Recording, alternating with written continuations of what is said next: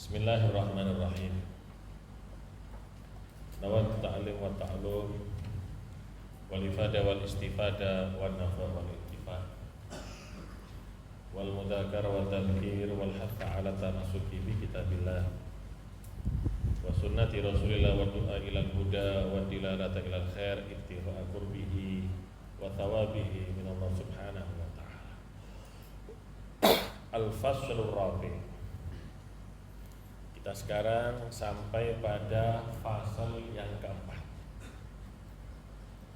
Dalam fasal keempat ini akan dijabarkan faedah-faedah atau bekal-bekal yang diperlukan oleh santri thalib dan juga oleh seorang alim, oleh orang yang punya ilmu. Di samping di sini faedah-faedah secara zahir, ada faedah-faedah maknawi atau apa? Wirid-wirid, nanti dijelaskan ini, wirid yang menguatkan hafalan, wirid yang memudahkan untuk memahami ibarah kitab, nanti juga akan dibahas. Itu perlu juga diamalkan. Qala Syekh Zakaria rahimahullah fi kitabih Al-Lu'lu'il Nadhim fi Rawmi Ta'allum wa Ta'lim. Syekh Zakaria Al-Ansari. Syekh Zakaria Al-Ansari guru daripada Al-Imam Romli, guru daripada Al-Imam Ibn Hajar, guru daripada Al-Imam Khatib Asy-Syarbini. Tiga orang murid tadi semuanya mengarang daripada Syarah Minhajut Talibin lil Imam An-Nawawi. Ini Syekh Zakaria Al-Ansari ini tua, umurnya panjang. Tapi meskipun umurnya tua, beliau ini masih ngulangi hafalan matannya seperti Jurmiyah dan yang lainnya. Masya Allah, ini Syekh Zakaria Al-Ansari. Kalau kita membaca kitabnya Imam Romli, Imam Ibn Hajar, Syekh Khatib Syarbini, ketika disebutkan di situ qala syekhuna, yang dimaksud adalah Syekh Zakaria Al-Ansari. Ketika beliau berkata qala syekhi, guruku, berarti yang dimaksud di situ adalah abahnya Imam Romli. Jadi Ibn Hajar, Imam Romli, Syekh Khatib Syarbini, mereka muridnya ayahnya Imam Romli. Ayahnya Imam Romli alim. Sekaligus mereka juga belajar kepada Syekh Zakaria Al-Ansari.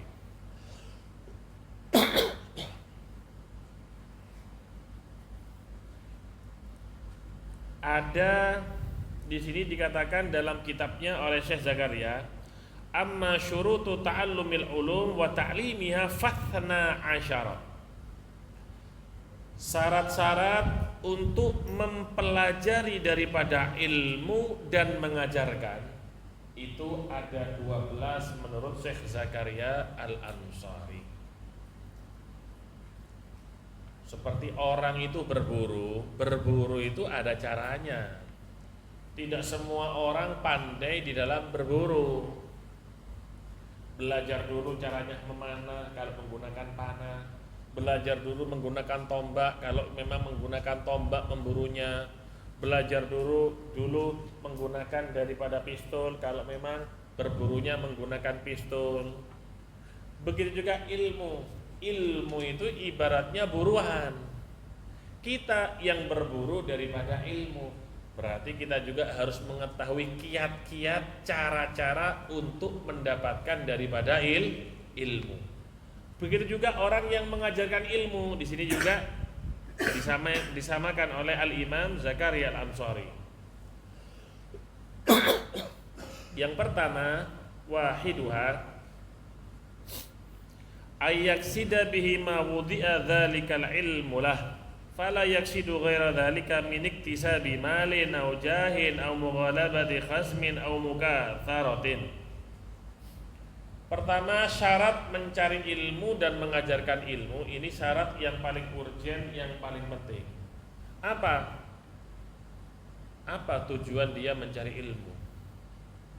Apa tujuan daripada mencari ilmu? Ma'wudi adzalikal ilmu itu dikarang, dipelajari, diajarkan, apa tujuannya? Jadi sebelum kita belajar harus tahu kita belajar untuk apa.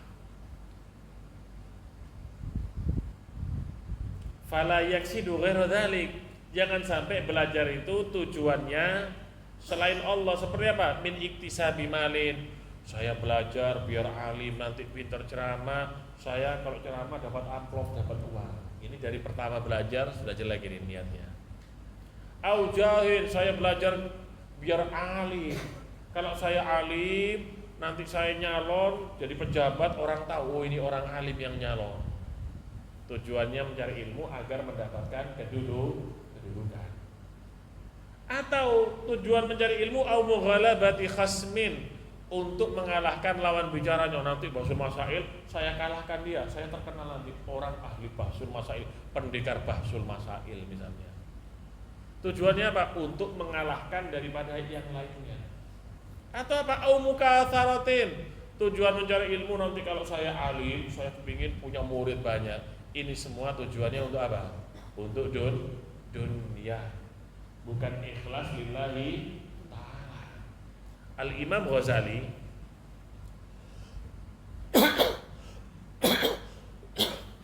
Al-Imam Ghazali di dalam muqaddimah daripada Bidayatul Hidayah. Imam Ghazali di dalam muqaddimah Bidayatul Hidayah, beliau menjelaskan orang mencari ilmu itu ada 3 macam, ada 3 golongan. Yang pertama, ada orang mencari ilmu, kata Imam Ghazali, tujuannya limardhatillah, untuk mendapatkan ridhonya Allah, mengajarkan kepada orang yang tidak paham daripada saudaranya sesama kaum muslimin. Orang mencari ilmu itu yang pertama, di samping untuk dirinya sendiri, karena kita perlu ilmu, sholat perlu ilmu, ibadah yang lain semuanya perlu ilmu. Di samping untuk diri sendiri itu ilmu juga bisa diajarkan kepada orang lain. Jadi tidak ada orang yang belajar ilmu itu dikatakan gagal, itu nggak ada. Orang belajar ilmu gagal di dunia itu nggak ada, apalagi ilmunya agama, ilmunya Nabi Muhammad. Nggak ada yang ilmu agama itu gagal, yang belajar nggak ada. Kenapa? Paling tidak dirinya sendiri yang bisa memanfaatkan daripada ilmu. Dia tahu caranya sholat, caranya wudhu, yang membatalkan wudhu dan yang lainnya. Ketika dia bertujuan mencari ilmu karena Allah, mencari ridhonya Allah, ikhlas tulus karena Allah, tidak ingin untuk yang lain, ini kata Imam Ghazali, ini orang yang pertama, golongan pertama ini orang yang beruntung ini. Orang yang beruntung. Orang yang dengan ilmunya nanti dimudahkan untuk masuk surganya Allah Subhanahu wa ta'ala. Ada golongan kedua. Golongan kedua, ada orang mencari ilmu, tujuannya agar memiliki banyak pengikut, agar banyak muridnya, tujuannya ingin dihormati. Jadi yang kedua ini tujuan mencari ilmu, tujuannya untuk harta. Untuk harta. Ilmunya digunakan sebagai jaring untuk mengumpulkan harta sebanyak-banyaknya. Saya belajar tak pintar kan, sama saya belajar saya buat pintar. Jadi nanti kalau saya pintar, orang undang saya ceramah-ceramah di mana-mana, terkenal. Ini orang yang kedua, kalau nggak tobat maka dia akhirnya di neraka Allah Subhanahu wa ta'ala. Yang ketiga, kata Imam Ghazali, yang paling bahaya, cari ilmu tujuannya kalau ada apa-apa dia agar diletakkan di depan jadi pemimpinnya, ingin banyak-banyakan murid. Ini yang paling bahaya, kata Imam Ghazali. Banyak orang yang terjerumus karena golongan ketiga. Kenapa? Pakaiannya ulama, pakai imamah, pakai serban, tapi kelakuannya menjerumuskan orang-orang ke jurang api neraka Allah Subhanahu wa ta'ala. Gak kerasa. Dikira, jadi gini, ilmu itu bukan orang yang terkenal, yang viral itu yang diikuti, tidak. Tapi yang diikuti orang yang berpegang teguh dengan syariat Allah Subhanahu wa ta'ala. Orang yang berpegang teguh dengan syariat Allah Subhanahu wa ta'ala. Jadi jangan yang terkenal ini pasti benar, enggak juga. Justru orang yang enggak terkenal mastur justru adalah orang-orang yang dekat dengan Allah Subhanahu wa ta'ala. Orang-orang yang robbani itu justru nggak suka dengan keterkenalan. Mereka menghindar sembunyi, nggak ingin terkenal mereka itu. Ini yang ketiga, ini kata Nabi Muhammad, akhwaf minad dajjal, aku lebih takut daripada siapa? Dajjal, kata baginda Nabi. Kalau dajjal itu sudah jelas, datang ke dunia tujuannya untuk membuat rancu urusan agama. Tujuannya untuk menyesatkan orang-orang ke jalan Allah Subhanahu wa ta'ala. Tapi kalau ulama, pakaian-pakaiannya ulama, pakaian orang yang berilmu, dikira dia mengajak ke jalannya Allah, ternyata mengajak untuk kita terjerumus ke jurang api neraka Allah Subhanahu. Makanya yang pertama paling utama itu adalah niat. Niat yang paling utama. Yang kedua, ayaksida al-ilma alladzi taqbalu tiba'uh. Dia bertujuan dengan ilmu tadi, ilmu yang sesuai dengan karakternya, dengan tabiatnya. It laisa kullu ahadin yasluhu li ta'allumil ulum. Karena tidak semua orang layak pantas untuk mempelajari daripada ilmu. Wala kullu man yasluhu li jami'iha, dan tidak semua orang layak pantas mengumpulkan semua ilmu. Bal kullun muyassarun lima khuliqalah, tapi semua itu dimudahkan oleh Allah Subhanahu wa ta'ala untuk apa yang telah diciptakan oleh Allah Subhanahu wa ta'ala. Misal ada orang badannya memang kekar, dia pintar silat, pintar apa, kemudian mau belajar menari, lemes kan menarinya, nggak pantas, nggak cocok. Kenapa? Dia ini badannya sigap, badannya atletis, nggak pantas untuk apa? Untuk mempelajari ilmu nari misalnya. Perempuan yang tabiatnya itu lemah lembut, kemudian belajar berpedang. Orang kalau belajar pedang dulu itu apa? Membunuh orang, gini perang, nggak pantas. Artinya belajar sesuatu itu yang sesuai dengan karakter atau tabiat kita. Tidak semua orang itu pantas untuk mempelajari daripada ilmu. Ada orang, dia ini minal abid, termasuk orang yang ahli ibadah. Kalau dia mempelajari ilmu nggak bisa. Kenapa? Sulit untuk memahaminya, bebelah otaknya apa? Ya berarti dia menjadi abid, orang ahli ibadah. Tapi kalau orang yang cerdas, nah dia pantas untuk apa? Menjadi orang alim, menjadi orang hebat. Setiap orang itu watak dan karakternya berbeda-beda, nggak sama. Karakter seseorang itu nggak sama, beda-beda antara satu yang lainnya. Misal, ada orang senangnya dengan cerita-cerita. Oh, ini misalnya cocok kalau belajar ilmu sirah nabawiyah, sejarahnya Nabi Muhammad, dia senang cerita-cerita. Kalau belajar nahwu dia rumit, pusing misalnya, malas i'rob-i'roban. Misalnya seperti itu, tidak cocok dengan apa yang dipelajari. Ada orang pintar, dia senang yang rumit-rumit. Oh, pantas ini belajar fikih, bagus. Ini belajar mantek, bagus. Jadi tidak semua orang itu sama. Wala kullun man yasluhu li jami'ah. Tidak semua orang juga bisa mengumpulkan semua ilmu. Zaman dulu mungkin kita masih dapatkan ulama. Ada ulama ahli dalam fikih, nahwu, dalam semuanya. Kalau sekarang mungkin ini ada orang terkenal fikihnya, nahwunya nggak enak. Ada orang nahwunya enak, fikihnya nggak enak. Tidak semua orang bisa mengumpulkan daripada ilmu. Kalau ulama dulu kita percaya. Contoh, Al-Imam Ibn Aqil. Ibn Aqil itu yang ngarang Alfiyah, itu sebenarnya keahliannya bukan dalam nahwu, keahliannya dalam ilmu qiraat. Keahliannya dalam ilmu qiraat, ulumul Quran.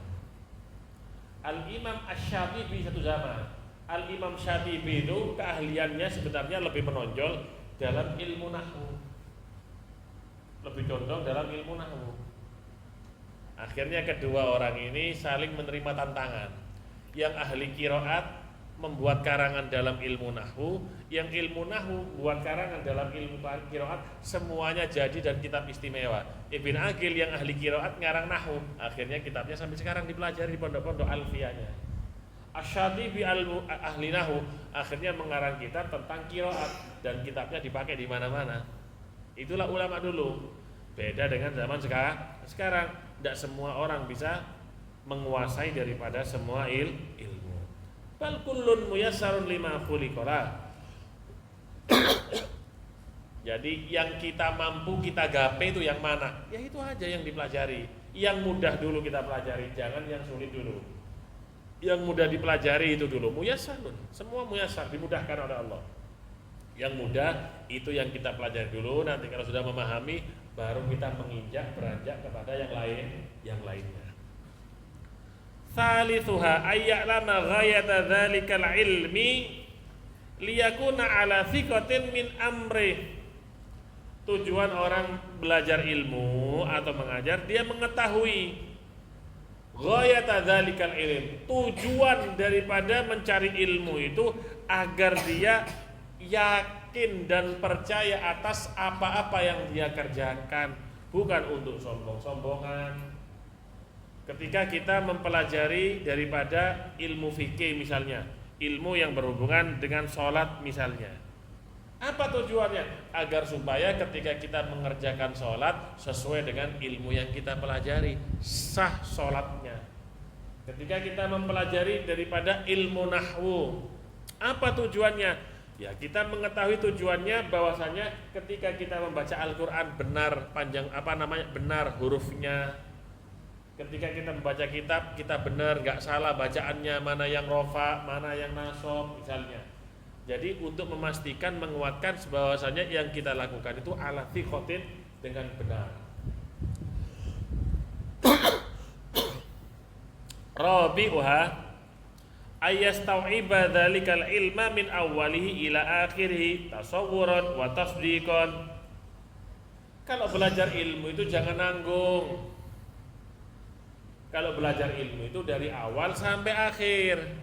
Kalau kita belajar separuhnya sampai akhir, ilmu kita ini nggak amanah. Bisa jadi yang kita sampaikan nanti salah. Kenapa? Kita tidak membaca yang separuh yang pertama. Dari awal sampai akhir itu kita pelajari bagaimana tasawurnya, bagaimana menggambarkan ini. Menggambarkan ini apa? Misalnya di dalam ilmu fikih. Di situ membahas tentang air mustakmal. Apa air mustakmal itu? Air mustakmal itu ma'un qalilun yustakmalu fi fardhi thahara. Air yang sedikit yang digunakan untuk fardunya thahara. Gimana menggambarkannya? Gambarkan. Oh, mustakmal itu air yang sedikit gambarannya. Kalau banyak berarti bukan mustakmal, sedikit berarti. Yustakmalu fi fardhi thahara. Air itu menjadi mustakmal karena dipakai untuk yang fardu. Berarti kalau untuk yang sunnah, air itu tidak jadi mustakmal. Contoh, kita sudah punya wudhu, kemudian kita wudhu lagi di air yang sedikit, maka air tersebut tidak menjadi mustakmal. Kenapa? Karena dikatakan mustakmal, yustakmalu fi fardhit thahara, karena digunakan untuk yang fardu, untuk yang sunnah, nggak ada masalah. Jadi digambarkan. Wa tasdiqon, penerapannya gimana? Jadi gitu. Perlu taswir, menggambarkan. Orang kalau sudah bisa menggambarkan masail, pintar. Kita misalnya buat makanan, contohnya kita kepingin buat roti, ya ikuti dari pertama. Kalau kepingin enak, gimana? Beli gandumnya terlebih dahulu. Setelah beli gandumnya itu ditumbuk, dihaluskan. Setelah halus, dicampur dengan telur, diadon dengan adonan apa yang lain. setelah itu dimasukkan kemana? Dimasukkan ke oven, baru jadi. Ya dari awal sampai akhir baru jadi enak. Kalau kita nggak tahu tiba-tiba ada apa? Tiba-tiba ada adonan, ada tepung, tiba-tiba sudah jadi adonan. Langsung kita oven, yang nggak tahu jadinya. Ini roti enak atau roti nggak enak, nggak tahu. Kenapa? Bahannya kita nggak tahu. Bisa-bisa gosong nanti itu dalam oven. Nah, jadi dipelajari itu ilmu dari awal sampai akhir. Jangan kita ini terburu-buru. Biasanya anak pondok itu dulu kita mengalami belajar itu terburu-buru. Jadi kayak yang menjadi kebanggaan itu kalau kita belajar kitab besar, belajar apa misalnya Alfiyah, hebat sudah. Sebenarnya yang jadi tujuan kita itu fahamnya kita, isti'abnya kita, menguasainya. Kadang belajar sampai Alfiyah, cuma yang dibawanya seperti Mutammimah, Mulhatul I'rab, Jurmiyah tidak menguasai. Nah ini salah. Kuasai dulu. Yang dipelajari apa? Jurmiyah, kuasai dulu. Setelah Jurmiyah menguasai, baru menanjak ke yang atasnya Mutammimah. Mutammimah dikuasai, nanjak ke yang setelahnya, yaitu Qatrun Nada misalnya. Setelah Qatrun Nada dikuasai, naik kemana? Ke Alfiyah. Alfiyah menguasai, masuk ke Syudurud Dahab misalnya, begitu. Jangan langsung belajar ada di akhirnya, bingung nanti. Ya belajar mulai dari awalnya, baru kita akan menguasai isti'ab. Yang kelima, ayaksida fihi al-kutuba al-jayyida al-mustau'iba li jami'il fan. Hendaknya kalau belajar itu pilih kitab-kitab, karena kitab-kitab itu enggak sama. Seperti contoh sudah air mineral. Air mineral, kenapa kok pakai misalnya merek ini? Oh karena enak rasanya. Kenapa kok enggak pakai apa Prigen? Oh rasanya misalnya ya apa gitu misalnya. Kenapa kok enggak pakai yang ini misalnya? Berarti di sini kita bisa milih mana yang bagus, mana yang tidak. Begitu juga dengan kitab. Kalau kita enggak tahu, berarti kita meminta petunjuk al-irsyad, minta petunjuk daripada guru ustadznya. Ustadz, kitab yang bagus untuk saya seperti saya ini kitab apa? Fikih seperti saya ini pemula, kitab apa yang bagus? Contoh daging kambing itu makanan paling bagus. Man akala laham nabatal laham, kata Nabi. Orang yang makan daging tumbuh daging. Paling bagus protein semuanya itu daging. Tapi apakah daging itu pantas dimakan untuk semua? Tidak. Contoh anak bayi masih kecil dikasih daging kambing terus menerus, ya rusak perutnya. Kenapa? Masih belum bisa menerima daripada daging. Tidak bisa semuanya. Benar itu enak, tapi untuk siapa? Untuk orang dewasa. Begitu juga dengan kitab. Pilih kitab yang baik. Yang kitab itu mustau'ibah, yang mencakup daripada semua fan, semua bidang. Ya tentunya tanya sama gurunya. Itu gak bisa kita sendiri memutuskan dengan akal kita, dengan pikiran kita. Kami bertanya dengan guru. Guru, ini kitab yang pantas buat saya yang mana? Tanya. Kalau kita gak tahu, akhirnya jangan-jangan nanti kena kitabnya siapa? Kitabnya orang lain, bukan Ahlus Sunnah wal Jamaah. Tambah sesat kita akhirnya, tambah jauh daripada yang benar, jauh dari jalannya Nabi Muhammad sallallahu alaihi wasallam. Sadisuha, yang keenam, ayaqra'a ala syaikhin mursyidin wa aminin nasihin wa la yastabidda binafsi wa dzaka'i.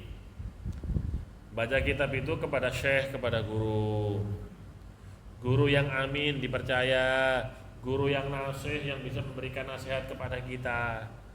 Wala yastabidda binafsi, jangan mengkaji sendiri, wa dzaka'i, bertumpu kepada kecerdasannya. Man kana syaikhuhu kitabuhu fa syaikhu syaitan. Siapa orang yang gurunya adalah kitabnya, ya setan gurunya.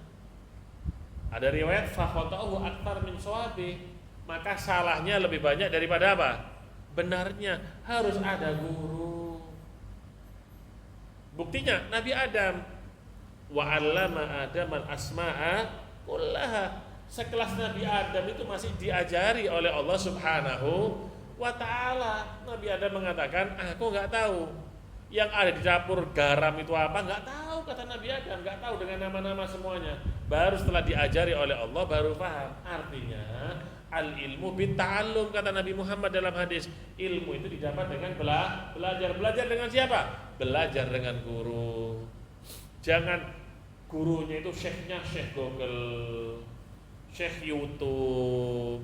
Kecuali kalau yang mengisi orang-orang yang benar yang kita ketahui sebelumnya. Kalau enggak, bahaya nanti kita orang-orang yang bukan ahlu sunnah wal jamaah.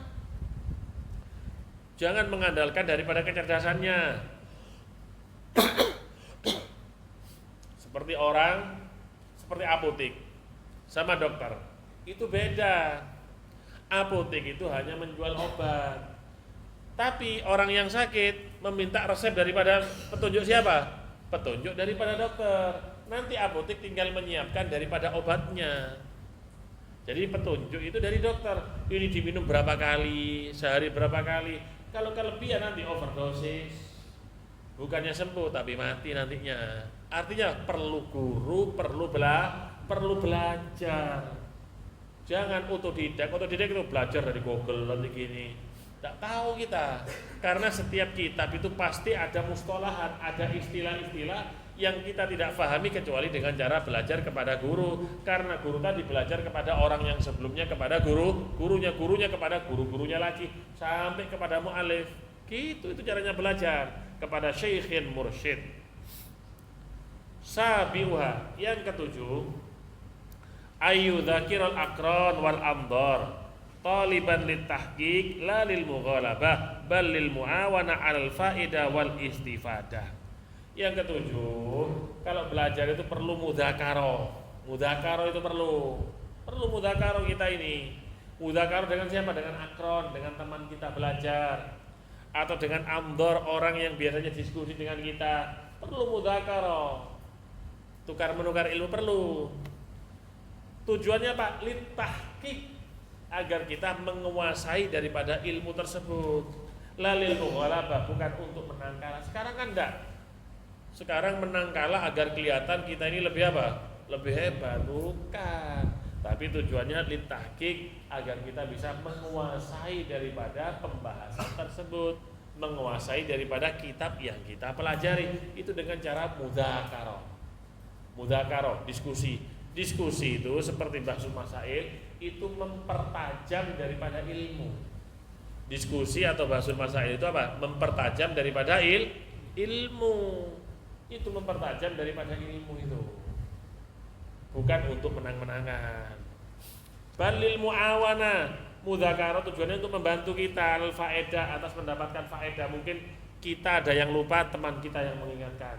Atau teman kita yang lupa, kita yang mengingatkan. Atau tidak ada yang lupa, tapi istifadah, mungkin bisa menambahkan daripada permasalahan-permasalahan yang belum kita ketahui. Mungkin teman kita bisa menambahkan faedah, atau kita yang bisa menambahkan kepada dia. Itu faedah daripada mudzakarah.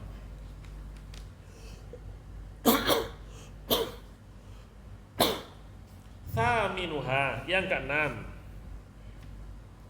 annahu idza alima dzalikal ilma la yudhayyi'u bi ihmalihi wa la yamna'uhu min mustahiqqih.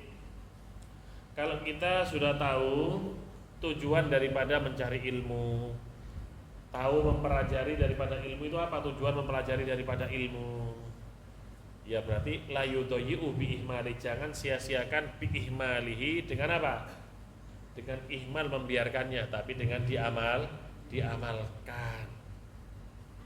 Orang-orang dulu itu mereka tidak lupa dengan ilmu yang dia pelajari walaupun puluhan tahun, karena mereka mengamalkan, diamalkan daripada ilmunya.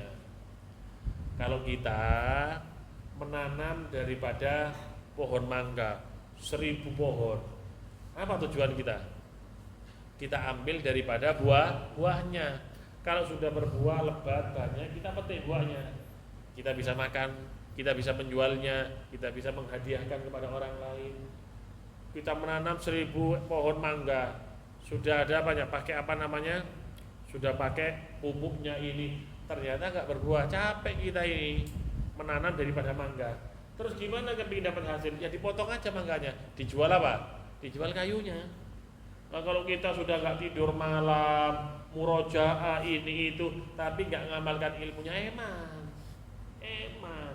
Makanya dikatakan dalam pepatah apa? Al ilmu bila amal kasyajar bila tamar. Ilmu tanpa amal seperti pepohonan tanpa buah. Wala yamna'uhu mustahiqqah. Jangan pelit dengan ilmu.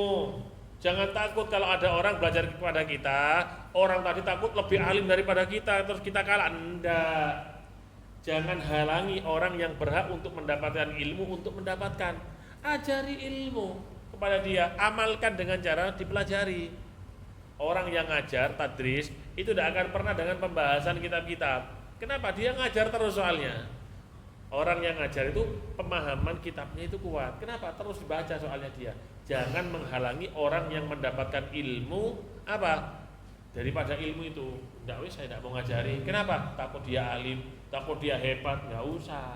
Justru kalau ada orang pintar, orang alim gara-gara kita bangga. Kenapa? Ilmu saya manfaat. Ternyata ada orang yang alim dapat ilmu daripada kita. Jangan halangi orang ambil ilmu. Li khabarin disebutkan karena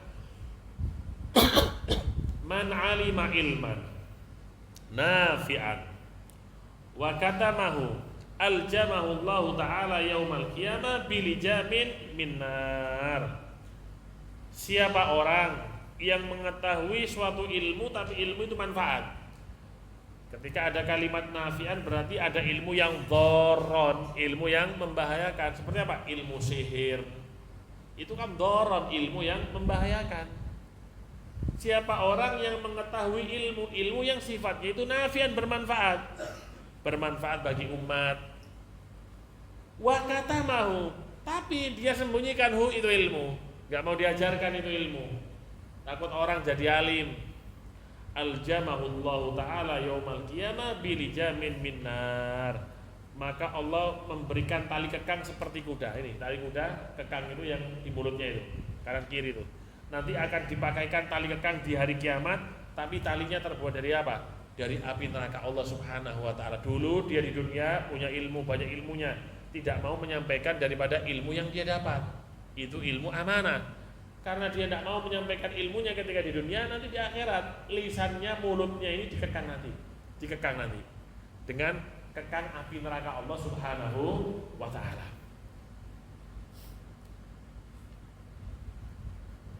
Wala yu'tihi ghaira mustahiqi. Dan jangan berikan itu ilmu kecuali pada orang yang berhak. Kalau orang yang enggak berhak ya jangan dikasih. Jangan dikasih. Misal ada orang sudah belajar jurmiyah, sudah belajar mutamimah, sudah saatnya dia ini memahami daripada alfiyah, langsung diajari alfiyah, tidak apa-apa. Kenapa? Karena sudah punya dasar. Ada orang, ada anak belajar ilmu nahwu, belum pernah mempelajari kitab-kitab kecil seperti jurmiyah dan yang lainnya. Jangan langsung diajari alfiyah. Itu sama saja kita memberikan obat yang salah kepada siapa? Pasien. Bukan pasien itu sembuh, bisa jadi tambah apa? Tambah sekarat nanti. Kalau dikasih ilmu yang berat itu para pemula, anak-anak pemula yang belajar nahwu masih belum mengetahui apa itu jurmiyah, langsung diajari apa? Diajari alfiyah, bahaya. Diajari sesuai dengan porsinya. Diajari dengan sesuai porsinya. Kalau dia sudah berhak untuk memahami daripada kitab Umdatus Salik, ya diajari. Kalau dia sudah berhak mempelajari Fathul Mu'in, diajari. Belum pernah belajar ilmu fikih, langsung dipelajari Fathul Mu'in, matang sudah. Sulit untuk memahami daripada ibaratnya. Kenapa? Ghairu mustahiqqi, karena dia belum berhak. Lima ja'a fi kalamin nubuwah, karena disebutkan dalam satu hadis, la tu'alliqu ad-durar fi riqabil khanazir. Janganlah kamu menggantungkan daripada permata di lehernya apa? Di lehernya babi. Loh, salah. Permatanya itu bukan jelek, permata bagus, tapi salah tempat. Permata itu letakkan di lehernya perempuan, maka kelihatan tambah cantik, tambah manis. Diletakkan di babi, lehernya babi, yang enggak manis, yang enggak jelek, Kenapa? Ya memang jelek memang. Keliru tempatnya. Jadi kita itu harus mampu dan pandai menempatkan sesuatu pada tempatnya. Ai la tu'athiru al-uluma ghairu ahliha. Jangan memberikan ilmu kepada orang yang bukan ahlinya. Man wusidal amru li ghairi ahli fantadiri asaa. Fantadiri sa'a kata Nabi. Sesuatu jika disandarkan kepada bukan ahlinya tunggu kiamat aja kata baginda Rasul Muhammad sallallahu alaihi wasallam. Wa yuthbitu mastanbatu bi fikri mimma lam yusbaq ilaih liman ata ba'dahu kama fa'ala man qabla. Wa yuthbitu dan dia menetapkan. Gimana caranya menetapkan? Ya ditulis. Mastanbatu bi fikri, apa-apa yang dia istimbat dengan pikirannya daripada ilmu yang belum yusbaq ilaih, yang belum pernah dia dapat. Tujuannya apa? Liman ata ba'dahu, untuk orang-orang yang datang setelahnya dia, kama fa'ala man qabla, seperti orang-orang ulama terdahulu istimbat. Apa tujuannya? Untuk generasi selanjutnya. Seperti Imam Syafi'i. Imam Syafi'i itu istimbat dari satu hadis. Apa? Ada anak kecil namanya Umair. Umair itu anak kecil, mainan burung emprit. Burung emprit itu nugher. Ya Umair ma fa'ala nugher. Itu padahal cuma kalimat biasa. Wahai Umair, apa yang telah dilakukan nugher? Itu istimbat dari kalimat itu keluar banyak hukum. Nah, ketika istimbat tulis biar tetap, biar tidak lupa kita. Ya kalau orang-orang dulu beda, mereka juga wali, seperti yang ngarang daripada Jurmiyah. Habis ngarang dibuang di laut, di sungai, tapi ternyata nggak habis tulisannya nggak luntur, nggak apa, itu tanda ikhlasnya. Al-Habib Abdul Haddad itu kalau ngarang syair itu Durrul Manthum itu setelah dikarang syairnya dibiarkan. Kalau nanti seminggu lagi apal berarti itu ikhlasnya beda kelas kita. Kalau kita lebih baik ditulis. Tulis apa yang telah kita istimbat dari pikiran kita, tulis. Kenapa? Akan manfaat untuk orang-orang yang datang setelah kita. Fa mawahibullahi la taqifu inda had. Jangan kita ini beranggapan sudah ada orang alim. Seorang alim itu hanya dulu, sekarang nggak ada. Jangan beranggapan seperti itu. Kenapa? Mawahibullah la taqif inda had. Karena pemberian Allah itu la taqifu inda had, nggak ada batasannya. Man salak ala darb wasol. Siapa orang yang berjalan di suatu tangga, insya Allah dia juga akan akan sampai.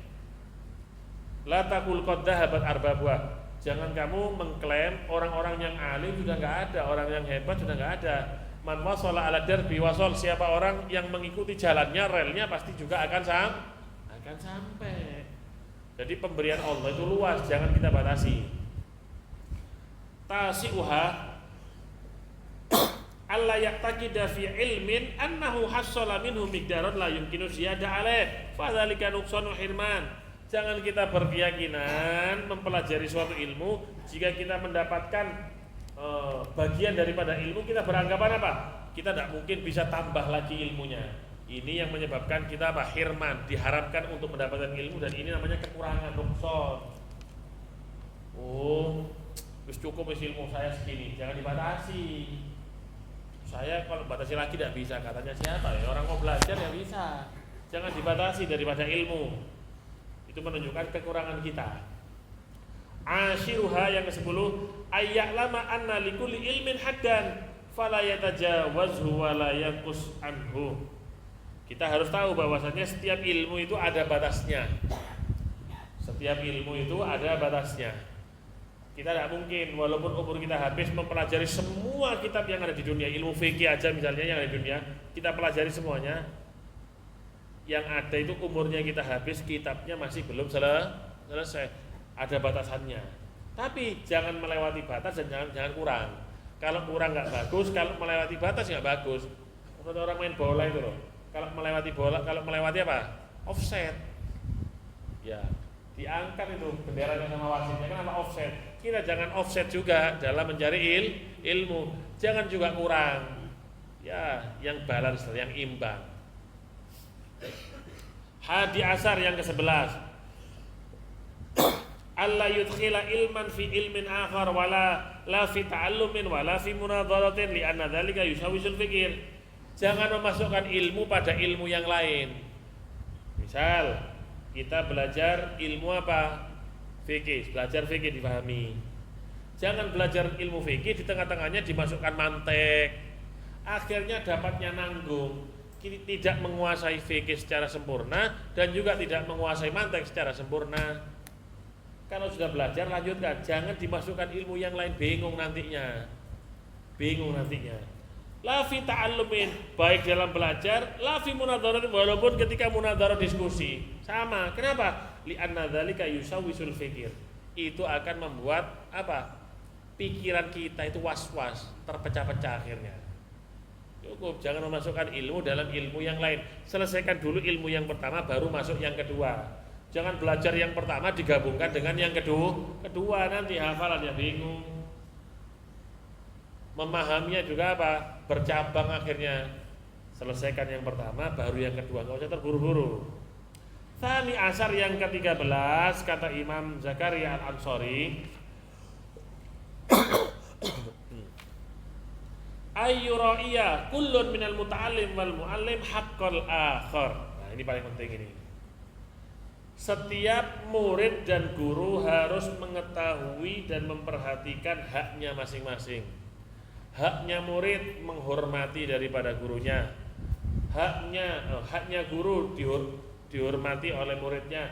Haknya guru dituruti perintahnya oleh gurunya. Haknya murid mendapatkan ilmu dari gurunya. Gurunya telaten, gurunya lemah lembut. Jadi sama-sama punya hak. Guru punya hak, murid juga punya hak. Khususon al-awwal, khusus yang pertama apa? Yaitu muta'allim, murid. Kenapa? Li'anna mu'allimahu kal abbal a'dham. Karena guru, ustaz itu seperti ayah. Kedudukannya seperti ayah, bal a'dham, bahkan lebih tinggi kedudukannya daripada ayah. Alasannya li'anna abahu akhrajahu ila daril fana. Karena ayah dia itu mengeluarkan dia dari alam rahim kepada alam apa? Darul fana, apa? Alam dunia. Wa mu'allimahu dan lahu ala daril baqa. Adapun gurunya dia memberikan petunjuk dia ke daril baqa, ke rumah yang kekal apa? Mana yang lebih afdal? Ya darul baqa, yang memberikan kita petunjuk kepada akhiratnya Allah Subhanahu wa taala. Intaha, ini diambil daripada kitab Matlabil Iqad fi Ghuraril Alfat, karangan daripada Al-Habib Abdullah bin Husain bil Faqih radhiyallahu anhu. Beliau ini Al-Habib Abdullah bin Husain bil Faqih juga punya karangan kitab fikih, apa namanya, Kanzul apa gitu loh. Lupa namanya, punya kitabnya Kanzul apa begitu. Seorang yang ahli fikih. Jadi jika 12 saran daripada Imam Zakaria Al-Ansari, jika bisa dilakukan oleh seorang murid dan oleh guru, insya Allah mereka keduanya sama-sama menjalankan hak-haknya dan menjalankan daripada perintah Nabi Muhammad SAW. Ayo semangat. Orang yang hebat itu bukan cuma anaknya ulama. Orang yang hebat, yang alim itu tidak harus anaknya ustadz, anaknya kiai, enggak. Siapapun yang belajar, dia juga bisa jadi orang alim, bisa jadi orang hebat. Mudah-mudahan Allah yaftah alaina futuhal arifin wa yaj'alana minal ulama'il amilin ar-rasikhin fil ilmi wal yakin. Allah Subhanahu wa ta'ala yarzuqna hifdzan nabiyyin wa fahman nabiyyin wa hifdzal mursalin. Allah Subhanahu wa ta'ala yarzuqna ilman laduni wal mashraba safil hani ya wahhab ya ghani wa ala mana salafur salihun wa ila hadratin nabiyil mustafa sallallahu alaihi wasallam. Al-Fatihah.